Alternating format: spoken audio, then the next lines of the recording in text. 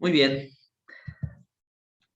Del Evangelio de Juan, en este maratón bíblico, yo elegí el personaje de Juan el Bautista para poder compartir la importancia de volver a Dios. Así que pues de él les quisiera yo hablar del Evangelio, puesto que en el capítulo 1, de inicio en el Evangelio, además de hablar acerca del verbo de Dios, de Jesús, y bueno, pues hablar en un nivel de lenguaje pues muy elevado, muy profundo, muy teológico. Encontramos que a partir del verso 19 al verso 28 se hace pues esta primera mención acerca de Juan el Bautista. Hay algunos datos que son muy lindos, muy interesantes, muy curiosos. Quiero compartírselos y también, ¿verdad? Entender el mensaje de Juan, que podamos ver el personaje, que podamos entender su misión y podamos entender cuál era su mensaje, ¿de acuerdo? Así que, pues en el Evangelio de Juan, en el capítulo 1, en el verso 19, se inicia ya hablando acerca del testimonio de Juan el Bautista. Entonces quisiera ir enriqueciendo esta lectura, dándole algunos datos, algunas referencias y hacer algunos comentarios. Primero que nada, el nombre de Juan, ¿verdad? En el hebreo se pronuncia Yohanan, y se traduce por su significado como regalo de Dios. Yohanan o Juan es el regalo de Dios, pero este Juan no es el autor del Evangelio, ¿verdad? Este Juan es Juan el Bautista y él es el hijo de Zacarías, el sacerdote que ministra, y bueno, su historia también pues es una historia milagrosa, es una historia interesante.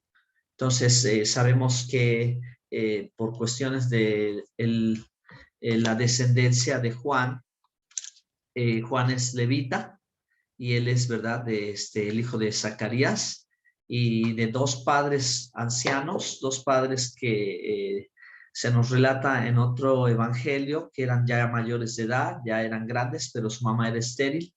Y bueno, pues el nacimiento de Juan fue uno de esos nacimientos milagrosos que podemos ver, ¿verdad? Como Dios, pues para él no hay nada imposible y aún en la vejez, pues puede hacer, ¿verdad? Productiva una mujer, puede hacer un milagro. Bueno, así recordamos, ¿verdad? Los nacimientos relatados en el Antiguo Testamento, como el de Samuel, y bueno, pues no sé, hay más historias también de hechos milagrosos respecto de eso. Y bueno, pues es Johanan ben Zacarías, su nombre, ¿verdad? Y él es el Bautista, conocido popularmente como el Bautista. Eh, También se puede emplear o se puede decir Juan el inmersor, el que sumerge en agua, ¿sí? Porque bautismo significa sumergir en agua. Me gusta pues conocer un poquito más de la lengua original, y bueno, pues en hebreo se dice Amatbil, Yohanan Amatbil, Juan el inmersor.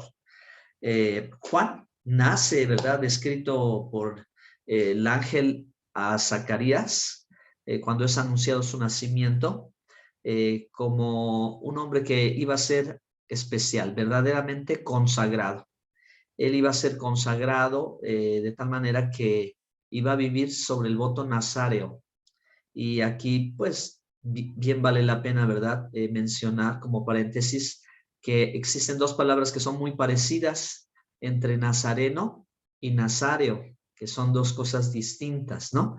Nazareno quiere decir proveniente de la ciudad de Nazaret, y nazario significa que es el voto que realizaban los levitas para no contaminarse, no beber vino, no tocar cuerpo muerto. Ahí hay unos cuidados que tenían que guardar, por ejemplo, no cortar su cabello. Esos son detalles interesantes que describe el ángel en la visión que le da a su papá.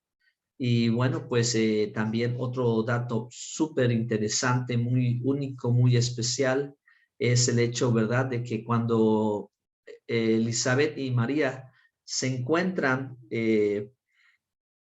cuando Elizabeth tiene 6 meses de embarazo, se encuentran, dice la escritura, que el bebé fue lleno del Espíritu Santo en el vientre de su madre. Una vez más, un acto sobrenatural, un suceso sobrenatural, si está escrito en la Biblia, es porque ocurrió verdaderamente y es una revelación, ¿verdad? ¿Cómo poderlo saber, cómo poderlo notar o palpar?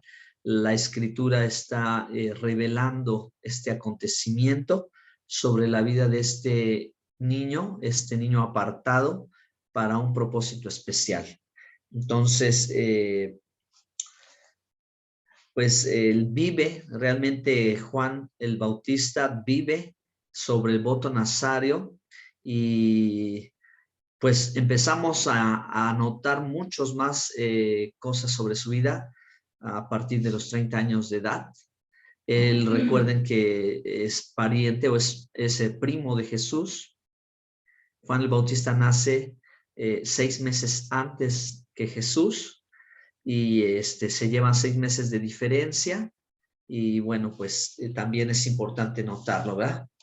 Ahora, sí quisiera yo leer una pequeña porción para ir mencionando, pues como dice la escritura en Juan, el evangelio que nos toca hoy en el maratón bíblico. Este es el testimonio de Juan cuando los judíos enviaron de Jerusalén sacerdotes y levitas para que le preguntasen, ¿tú quién eres? ¿Tú quién eres? Y esto de ir y preguntarle, pues es un hecho inaudito, porque pues se entiende y se supone que para estas alturas, después de los 400 años de silencio, en la espera del cumplimiento de las profecías y la llegada del Mesías, es curioso que aún viéndolo como profeta, porque el oficio de Juan pues, es el oficio del profeta, no pudiesen identificarlo quién. Y eso es lo que voy a mencionar también, que es muy bonito, ¿verdad? Porque aparece en profecía desde Deuteronomio 18:15, el anuncio que dio Moisés, un profeta como yo levantará el Señor, a él oíd, y el que no oyere quedará bajo maldición. Entonces, ya desde mucho tiempo atrás, con mucha anticipación, ya las palabras de Moisés eran consideradas como que habría de venir alguien grande, alguien especial, alguien de en verdad de importancia y quizás de mucha mayor importancia que Moisés. Deuteronomio 18:15, profeta de medio de ti, de tus hermanos como yo, te levantará Jehová tu Dios, a él oiréis, conforme a todo lo que pediste a Jehová tu Dios en Horeb el día de la asamblea, diciendo, no vuelva yo a oír la voz de Jehová mi Dios, ni vea yo más este grande fuego para que no muera. Y Jehová me dijo, han hablado bien en lo que has dicho, profeta, les levantaré en medio de sus hermanos como tú, y pondré mis palabras en su boca, y él les hablará todo lo que yo les mandare, mas a cualquiera que no oyere mis palabras, que él hablare en mi nombre, yo le pediré cuenta. El profeta que tuviera la presunción de hablar palabra en mi nombre, a quien yo no lo haya mandado hablar o que hablar en nombre de dioses ajenos, el tal profeta morirá. Miren, entonces la expectativa era grande porque habría de llegar uno y a él le van a hacer esta pregunta. Y bueno, aprovecho entonces mencionando acerca de qué dice Moshe, qué dice Moisés. Moisés habla de un profeta según como él, y como él está hablando respecto de su oficio, como él, ¿sí? Profeta como él, y es decir, por ser posterior a él, pues mucho mayor que él. Ahora, la segunda mención que encontramos en la Biblia es Malaquías 3:1. Este es el segundo punto de la expectativa del pueblo judío para ese tiempo, como para que la pregunta ¿quién eres? Quede formulada tan abierta, ¿no? Malaquías 3:1, he aquí yo envío mi mensajero, el cual preparará el camino delante de mí, y vendrá súbitamente a su templo el Señor, a quien vosotros buscáis. Bueno, y luego también, miren, en Malaquías mismo vuelve a decir en el 4:5, he aquí yo envío el profeta Elías, antes que venga el día de Jehová grande y temible. Entonces, en primera instancia, ya una expectativa de un profeta grande mayor, y la segunda, Elías, la llegada de Elías. ¿De qué manera? Eso es lo polémico, ¿verdad? Eso es lo complejo, pero hay una respuesta clara aquí en la Escritura. Entonces, lo tercero es lo que el propio Juan el Bautista habla de sí cuando cita al profeta Isaías, voz que clama en el desierto. Vamos a leer el pasaje. Entonces dice en el verso 20 a la pregunta, ¿tú quién eres? Confesó y no negó, sino confesó, yo no soy el Cristo. Yo no soy el Cristo. En primera instancia, él, ¿verdad? Si ellos buscaban saber qué personaje o quién era el que estaba ahí presente, pues como profeta, interesantísimo como profeta, porque dice la escritura que vestía pieles de camellos y comía miel silvestre y langostas, y esta vestidura alude a los profetas de la antigüedad, que eran profetas como, pues en apariencia parecían indigentes, pero que cuando el poder de Dios se manifestaba o cuando Dios hablaba o profetizaban era algo extraordinario. Así que vean más con claridad a Juan el Bautista, como de cabello largo, porque es joven, no es anciano, 30 años apenas, cuando está ya arrancando su ministerio también, cabellos largos, pero también de vestiduras típicas, ¿verdad? Y únicas. ¿Por qué se hace la mención de sus vestidos? Porque la gente en la expectativa entendía esto, ¿verdad? Que el profeta se iba a mostrar en una manera y que el que no fuera profeta, aunque tuviera pieles de camellos, iba a ser apedreado, ¿no? O sea, iba a morir. Entonces, no era fácil que cualquiera se pusiera la túnica o se pusiera de la apariencia de un profeta y se levantara a hablar, porque en el caso, ¿verdad?, de que fuera un falso profeta, lo que pasaría ya era obvio, ¿verdad?, que moriría. Entonces, Juan, vestido en esta apariencia, muestra cómo Dios lo respalda y viene, ¿verdad? Todavía vamos a enriquecerlo más todavía porque él no hace ningún milagro. Él no hace ningún milagro, pero sí acontece uno muy especial, ¿verdad? Y lo quiero mencionar un poquito más adelante para ya ir relacionando las respuestas que vamos a encontrar aquí en el Evangelio. Sin embargo, profeta de Dios, así profeta, ¿verdad? Sencillo, humilde, casi un nivel de vida, vaya, mínimo, no proyecta, no se parece nada a los profetas modernos. Es casi lo opuesto a los profetas modernos, del desierto, sin plataforma, sin multitudes, sin grandes equipos de audio, sin grandes avisos o anuncios de prosperidad, al contrario, ¿verdad?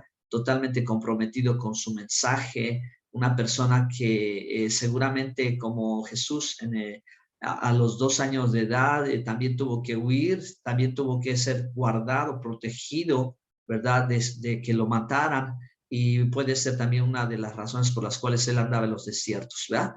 Andaba en los desiertos, muchos lo relacionan con los esenios de las cuevas de Qumran, pero en las cuevas de Qumran pues no hay mención acerca de Yohanan, no se habla de Juan el Bautista, y los esenios pues tienen costumbres y ritos y cosas que pues no vemos a Juan estar ahí participando en ellas, ¿no? Pero sí vemos claramente que él venía de los desiertos. Así que una vida sedentaria y bueno, pues todavía para tener más fuerza, ¿no? Impresionante este hombre que se levanta para hablar de parte de Dios. Y dice el verso 21, como dijo, yo no soy el Cristo, le preguntaron, ¿quién pues?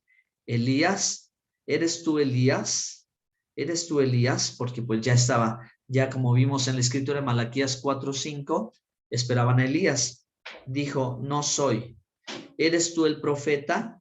Y respondió, no. Y esta pregunta acerca de tú eres tú el profeta es lo que decíamos de Deuteronomio 18:15, ese profeta que había de llegar, y también dijo, no. Le dijeron, pues, ¿quién eres? Para que demos respuesta a los que nos enviaron.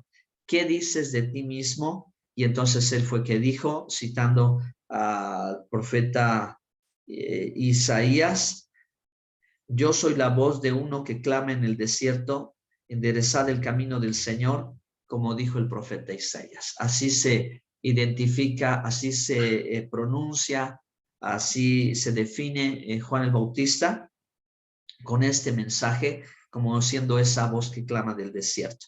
Y dice el verso 24, y los que habían sido enviados eran los fariseos y le preguntaron, le dijeron, ¿por qué pues bautizas si tú no eres el Cristo, ni Elías, ni el profeta? Juan les respondió diciendo, yo bautizo con agua, mas en medio de vosotros está uno a quien vosotros no conocéis. Este es el que viene después de mí, en el que es antes de mí, del cual yo no soy digno de desatar la correa del calzado. Y estas cosas sucedieron en Betania, al otro lado del Jordán, donde Juan estaba bautizando. Entonces, pues ya él da su respuesta, ¿verdad? Como profeta de Dios, es la voz que clama y reconoce que ni es el Mesías, ¿verdad? Ni dice, y aquí va la explicación interesante, ¿no? Porque de qué manera habría de venir Elías, es la pregunta que se sostuvo por mucho tiempo. ¿Vendrá Elías? Es decir, si Elías muere o no muere, si Elías va a reencarnar o cómo va a ser. Entonces su respuesta es sencilla, es contundente, es clara. Yo no soy Elías, es decir, no soy la reencarnación de Elías, no es el alma de Elías que está dentro de mí. Y el Evangelio lo va a aclarar y ese punto pues también vale la pena que ustedes lo vean para que también podamos saber cómo es que es Elías, porque él no desea ser Elías, pero Jesús dijo, este es el Elías que había de venir. Y miren cómo lo describe Lucas 1:15. Vamos a ver si está mi cita correcta. Dice, hablando de Juan, ¿verdad? Porque será grande delante de Dios, no beberá vino y será lleno del Espíritu Santo aún desde el vientre de su madre. Y hay otra cita, vamos a ver si la encuentro en un momentito, donde nos dice que Juan verdaderamente es el Elías que había de venir, lo dijo el Señor. Si me ayudan a ver, encontrar ese texto. Y entonces, ya para poder ir terminando en esta pequeña explicación y presentarles el personaje, ¿verdad? El entonces, donde Jesús dice que Él es el Elías que había de venir. Y se refiere a que venía con la unción y el poder de Elías. La unción y el poder de Elías. Entonces, de los profetas, el profeta que sobresale, el profeta del fuego, el profeta de resucitar muertos, el profeta de milagros, el profeta de los carros de fuego, es Elías, ese gran profeta de Dios. Hizo impresionantes milagros. Pero ahora aquí el asunto es que cómo es que la unción y el espíritu de Elías, es decir, viene con el poder de Dios, con el espíritu de Dios, ya desde el vientre de su madre fue lleno del Espíritu Santo, está ejerciendo su ministerio en la unción y el poder, porque lo que va a suceder a continuación es esto, y esta es la clave. Esta es la clave del mensaje, esta es la clave de la vida, esta es la clave del ministerio y esta es la clave que nosotros tenemos que entender. Que su mensaje dice para hacer volver a su pueblo a las sendas antiguas, para hacer volver, retornar a su pueblo para volver a su Dios, para enderezar sus sendas, preparar camino al Señor, es decir, viene Jesús, ¿verdad? Y él bautizaría con Espíritu Santo y fuego, y la tarea de Elías, la misión de Elías, el propósito de Elías es llamar a su pueblo al arrepentimiento, y que el pueblo venga arrepentido, confiese sus pecados y se vuelva a Dios. Ese, hemos dicho, el milagro más grande que puede acontecer, porque las señales y los milagros y los sucesos son para llamar la atención, para evidenciar, gracias, Marcos 9:12, para evidenciar, para demostrar, para llamar la atención y ver, Dios está aquí, sucedió un milagro, Dios está aquí y ahora arrepiéntanse. Entonces el mensaje de Juan, el mensaje del arrepentimiento, en hebreo se dice teshuvah, el volverse a Dios, ¿verdad? El arrepentimiento, y este mensaje de arrepentimiento habla acerca de cómo, ¿verdad? La tarea de él era luchar o componer las cuestiones de orgullo, pero a la vez restaurar a los caídos, bajar a los altivos y levantar a los débiles, ¿verdad? Allanar el camino del Señor. La tarea de Juan el Bautista estaba trazada en esto, ¿verdad? Preparándole el camino al Señor, camino recto, senda recta para el Señor.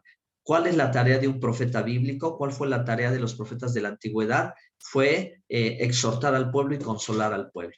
La palabra de profecía venía, ¿verdad?, para advertirles, pero también venía para consolarles y darles esperanza. Pero podemos leer nosotros en Segunda de Reyes 7 cómo la escritura dice, ¿verdad?, que Dios les había dado profetas en la antigüedad, y esa es la tarea del profeta o la misión del profeta, para que el pueblo se volviera a la obediencia de la palabra de Dios y se volviera al Señor, pero el pueblo no obedeció y no quiso. Entonces, Juan como profeta viene, ¿verdad?, a exhortar al pueblo también, a hacerle ver su pecado y hacerle volver a Dios, retornar a Dios, dejar de vivir como si Dios no existiera, como si pues no supieran qué agrada, qué no agrada a Dios. Entonces el mensaje de Juan es ese: vuelve a Dios, retorna a Dios, regresa a Dios.